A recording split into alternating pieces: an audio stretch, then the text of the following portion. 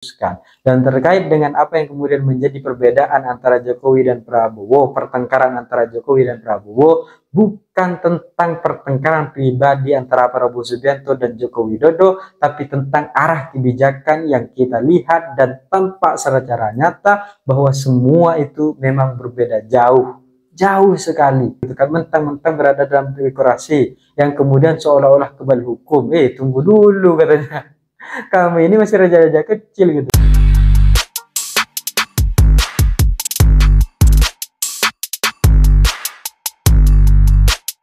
Hai korban ghosting, gimana kabarnya yang sudah berjuang untuk terus baik-baik saja, padahal di sisi lain menyembunyikan banyak cerita dan banyak hal. Seperti kekasih-kekasih kita yang kemudian menyembunyikan berbagai macam kesusahannya terkait dengan pilihan-pilihan makan yang harus dia pilih sebelum dia berjalan dengan kekasihnya. Jadi biasanya kan milih gitu.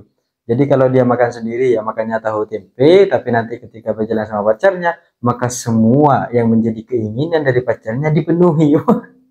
Dan dia merasa bahwa dunianya sedang baik-baik saja. Padahal ada banyak hal yang kemudian sedang dikorbankan.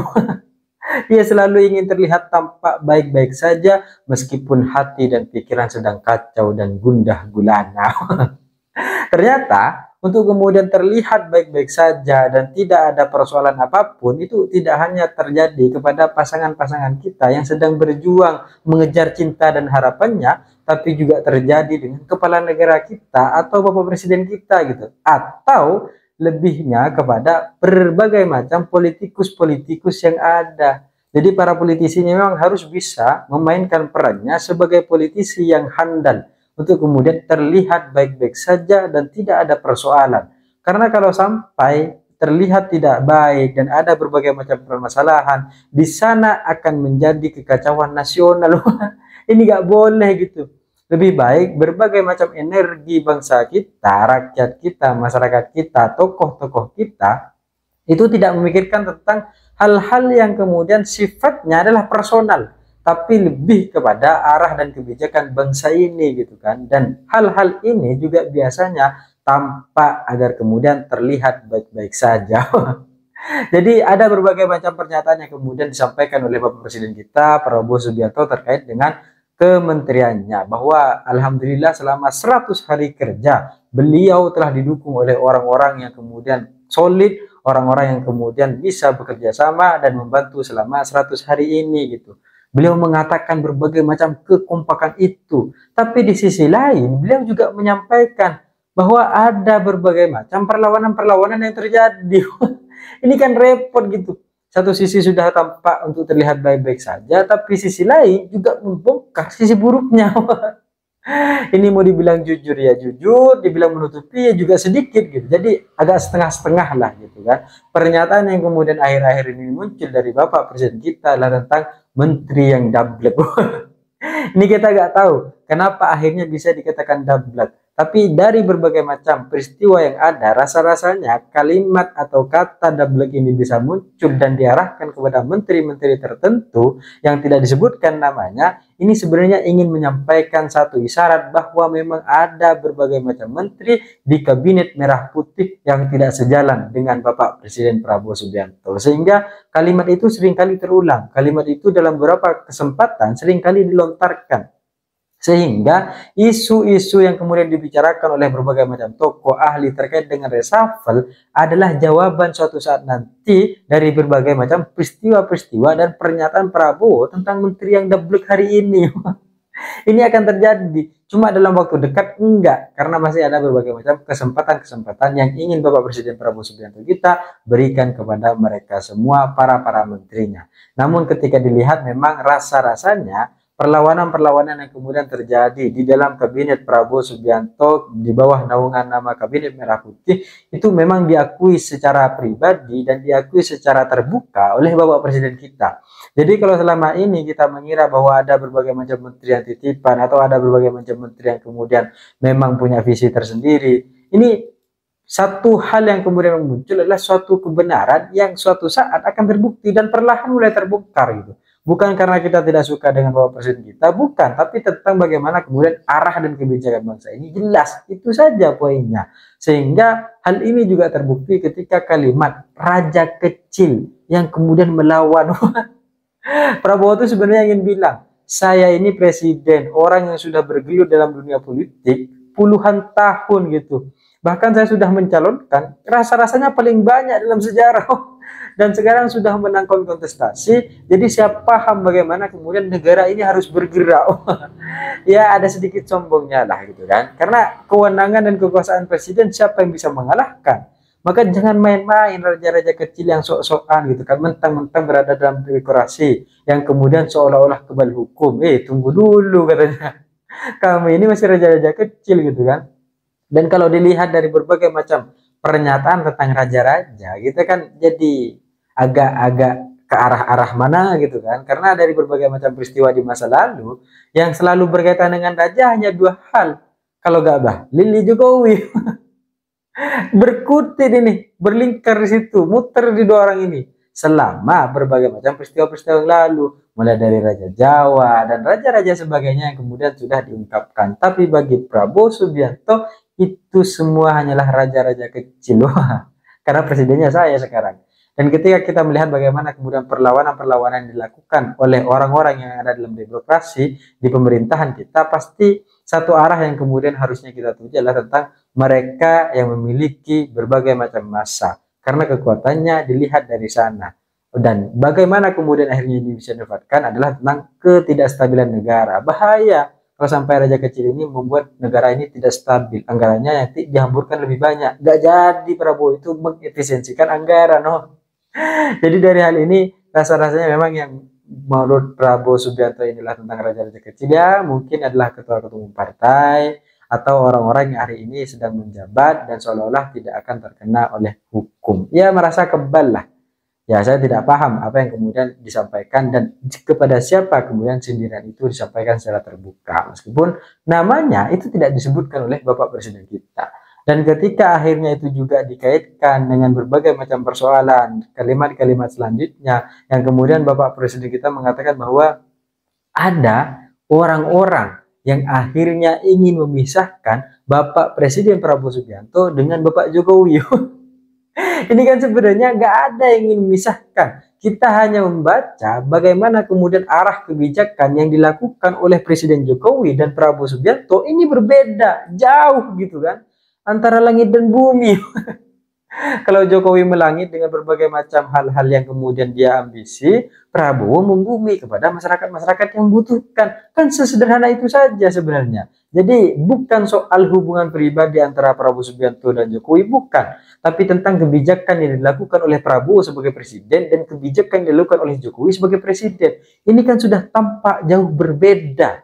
Jadi tidak ada memang persoalan pribadi sehingga Prabowo harus bertengkar Jokowi, gak ada. Tapi soal kebijakan semua tidak bisa bohong karena selama ini disampaikan secara terbuka dan dapat dilihat oleh semua kalangan bahwa memang kebijakan yang diambil oleh Prabowo Subianto itu berbeda dengan apa yang kemudian ditentukan oleh Jokowi. Kalau dulu kita fokus terhadap berbagai macam pengelolaan IKN, pembangunan IKN, Prabowo sekarang tidak menghentikan semua itu. Untuk apa? Program makan bersih gratis. Karena ini program prioritas utama yang kemudian ingin Presiden lakukan. Dan ini adalah janji yang diucapkan ketika kampanye dan harus disampaikan sejak awal dari awal. Karena targetnya panjang gitu. Belum lagi tentang berbagai macam hal lainnya. Sehingga efisiensi anggaran itu dilakukan. Jadi kalau selama ini ada berbagai macam serangan terkait dengan efisiensi anggaran, itu kan hanya soal orang-orang yang akhirnya tidak mendapatkan jatah bagian. Padahal selama 10 tahun kemarin kita melihat bagaimana kemudian akhirnya menteri memanfaatkan semua fasilitas negara untuk menghibur dirinya. Mungkin mengurus negara ini kan terlalu rumit gitu kan, sehingga perlu hiburan-hiburan lain. Salah satunya adalah kunjungan kerja ke luar negeri. Beda sama jalan-jalan ke luar negeri, agak mirip memang. Bedanya adalah kalau kunjungan kerja itu adalah ada berbagai macam tugas negara, kalau jalan-jalan ya kita happy-happy. Tapi samanya adalah sama-sama menggunakan uang negara. Ini kan yang repot gitu. Makanya akhirnya Prabowo Subianto mengatakan kalau memang ingin kunjungan ke luar negeri, jangan sampai akhirnya kita membuat suatu hal yang memang nggak ada gitu. Gak usah diada-adakan lah. Ini kan kayak cewek yang kemudian akhirnya, atau pria yang kemudian akhirnya mempunyai hubungan, salah satunya akhirnya membuat satu masalah yang sebenarnya gak ada gitu. Ya supaya tengkar aja.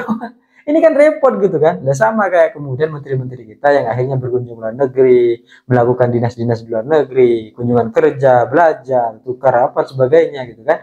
Tapi hanya untuk suatu alibi agar mereka bisa jalan-jalan ke negeri. Ini kan Prabowo ingin bilang, ini kalau miskin jangan jalan dulu, kalau punya duit ya silahkan. Tapi menteri-menteri kita ya juga sama lah, mirip-mirip dengan masyarakat-masyarakat kita. Saya juga misalnya, karena pada akhirnya semuanya ketika ingin dibilang miskin ya gak mau, tapi ketika ingin kemudian akhirnya mengeluarkan uangnya untuk kepentingan pribadinya, itu juga gak mau. Ini kan repot kita itu kan. Tapi tetap mau menggunakan fasilitas negara.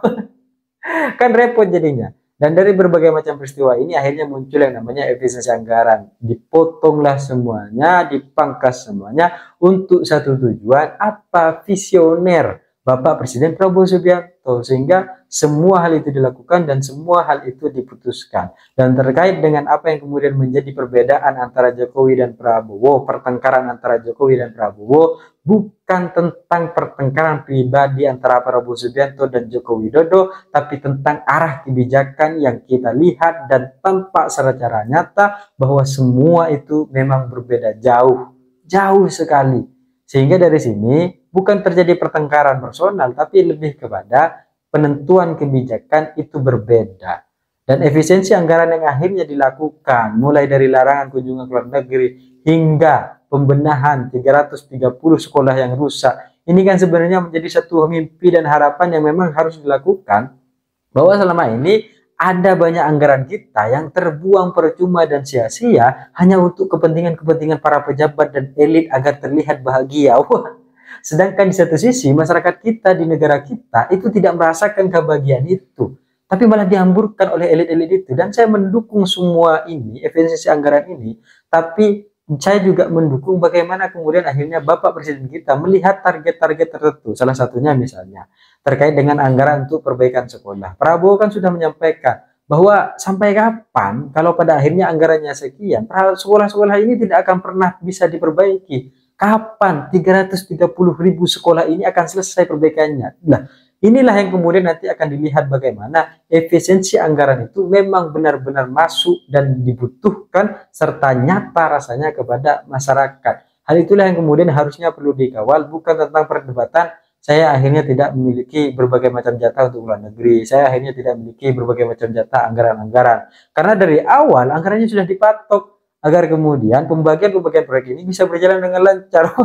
Jadi kalau selama ini ada menteri yang kemudian akhirnya ya ngambek-ngambekan gitu kan, atau ada berbagai menteri yang akhirnya mencela-mencela dan berbeda arah terlihatannya dengan Presiden Prabowo Subianto, yaitu adalah hal yang wajar karena akhirnya berbagai macam keinginannya tidak bisa tersampaikan. Sedangkan cerita-cerita masa lalu sudah menjadi pejabat, maka akan merasakan kehidupan yang nikmat dan segala fasilitas negara akan bisa dirasakan dan didapatkan.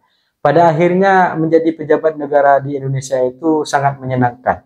Ketika kita ingin jalan-jalan, kita tidak perlu memikirkan bagaimana kemudian akhirnya itu bisa keluar, atau kita tidak perlu mengumpulkan berbagai macam uang itu agar kita bisa jalan-jalan gitu kan. Pada akhirnya kita bisa merasakan segala kenikmatan tanpa dengan menggunakan uang yang kita miliki. Kalau pengusaha kan memang banyak uangnya, tapi ketika mereka ingin jalan, ya mereka tetap harus menggunakan uangnya mereka sendiri. Kalau pejabat enggak gitu, pakai uang negara.